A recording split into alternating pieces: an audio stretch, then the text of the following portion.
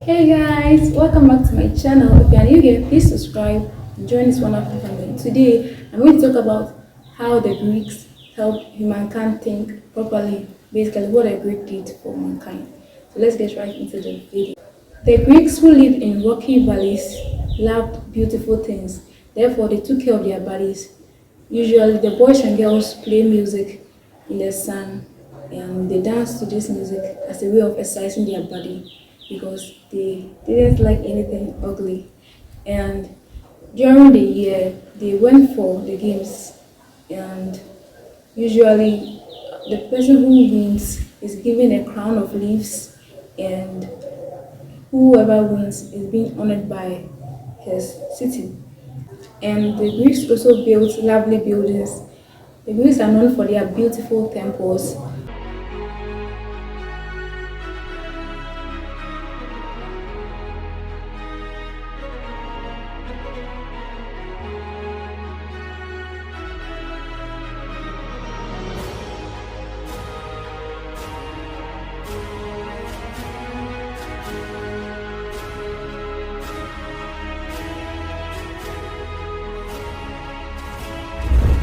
The Greeks also made beautiful statues and lovely poetry. In Athens, there were famous poets who wrote plays which were acted in the open air, and some of these plays are still read and studied today. But most of all, the Greeks are famous because they taught men to think properly. In these early days, men believed chiefly in magic. It was the Greeks who first began to explain why and how, and so helped mankind to understand the reasons for things. Καλύτερα να τρέξω στη φωτιά να πέσω. Στη λαγόνα, στο πλάι σου. Temples are made of huge pillars, and up to date, they are being known for their beautiful, lovely buildings. They also use marbles in their buildings, and this shone during the daytime. The Greeks were lovers of wisdom. Socrates, who was from Athens, loved wisdom so much. He was known as one of the greatest philosophers. Socrates was a fat man. Socrates was a short, fat man who had a flat nose, and he walked about with a cloak, an old cloak, and you might think people will make fun of him because of his, appearance, but actually people respected him because Socrates was always asking questions like why certain things were so. Usually, man did not question anything, and anything that was strange or was unusual were considered from the gods.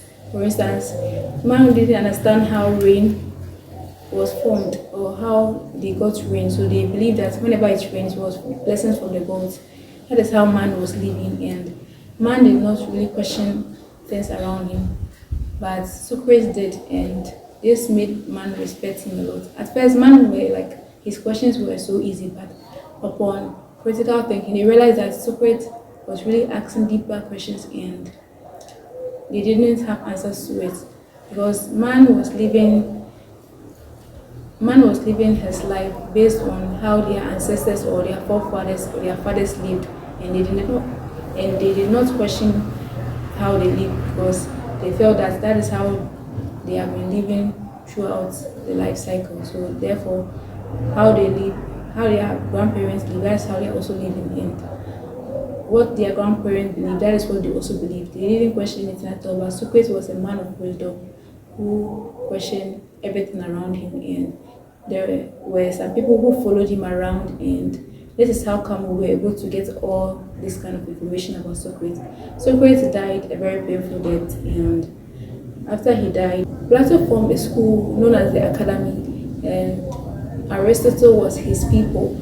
Aristotle was someone who was interested in gathering stones, birds, plants, animals. Basically, he was grouping these things and studying them.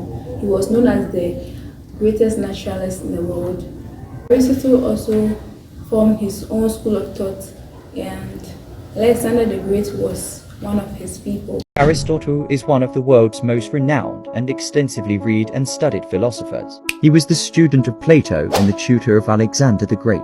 He established the Lyceum in Athens, an institution that became a formidable rival to Plato's academy. A linchpin of Aristotle's philosophy is his empiricism and belief in the primacy of the natural world. Contrary to his teacher Plato, Aristotle believed that the material world is not just a shadow, but the actual reality that can be studied and understood through observation and reason. One man named Thales from Athens. Thales discovered that the moon reflected the sun and the stars were flaming suns. He also discovered the eclipse, and when the eclipse happened, man did not believe him, rather they thought that the gods were angry, and during the battle, when the eclipse happened, they all went home. Thales' most notable contribution came in geometry when he proved the Babylonian mathematician's theorem that states that if A, B, and C are distinct points on a circle where the line AC is a diameter, the angle ABC is a right angle. This theorem is now known as Thales' theorem.